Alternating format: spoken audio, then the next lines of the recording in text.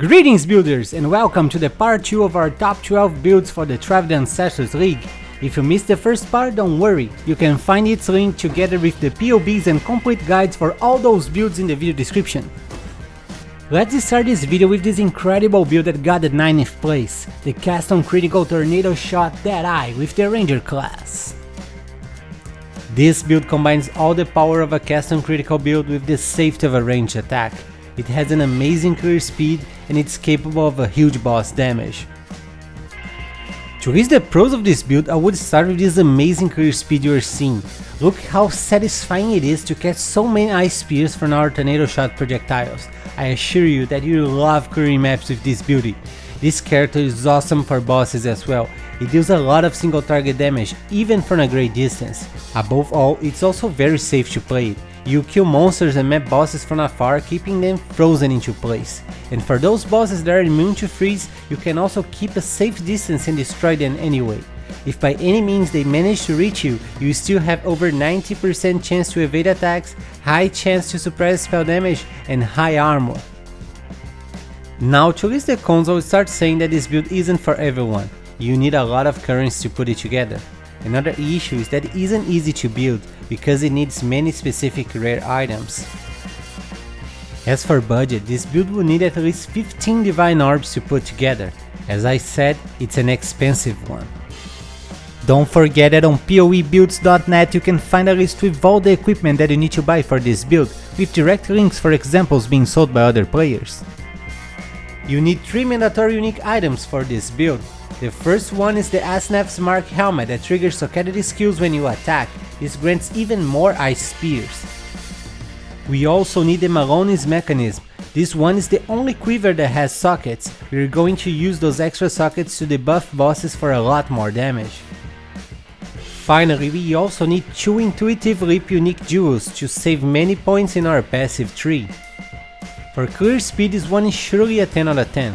Playing with this build is not only fast but also extremely satisfying. The boss damage also deserves 10 out of 10.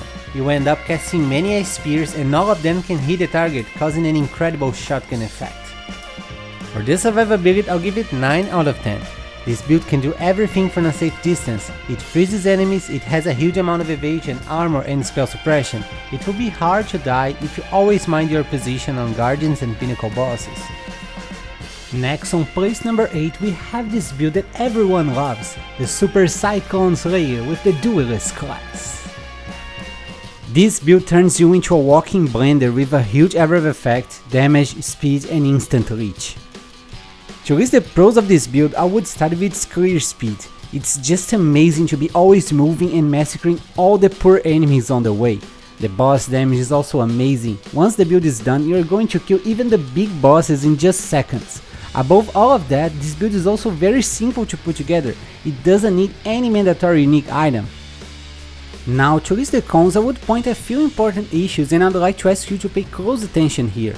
You see, this build has a great survivability once it's done, but when you're leveling your character you need to pace your progression, because you're always very close to enemies. If you're not prepared, you are going to die. So take the extra time to pick up a few more levels before progressing to a high tier content. Another useful tip about your survivability is how to deal with stuns. On this build, you get stun immunity with cluster jewels, but not everyone can afford them right away. If that's your case, or if you're just having problems with stuns sooner, do this simple trick of picking those evasion nodes and this mastery. Believe me, it helps a lot. As for budget, you can get it destroying early endgame maps with only around 90 chaos. To comfortably advance to yellow maps, you need to invest around 115 chaos, and for easily completing your atlas, I recommend investing around 6 divines. For clear speed, I'll give it 10 out of 10. Cyclone never stops moving, so you can farm your maps without needing to stop for casting or anything like that. It's just awesome and very satisfying. The boss damage is great and deserves 9 out of 10. Prepare yourself to destroy even the biggest bosses in just a few seconds. Now for the survivability, I'd only give it 8 out of 10, but don't get me wrong, this build still has over 70,000 effective HP because of high armor, evasion, spell suppression and instant reach. I just took 2 points out because you're always very close to enemies, which puts you in a vulnerable position. finally on 7th place we have this simple build that is surprisingly strong and tanky, the Frostblade Trickster with the Shadow class. Frostblade is an awesome skill that hits enemies with a melee attack and creates many projectiles to kill the whole screen.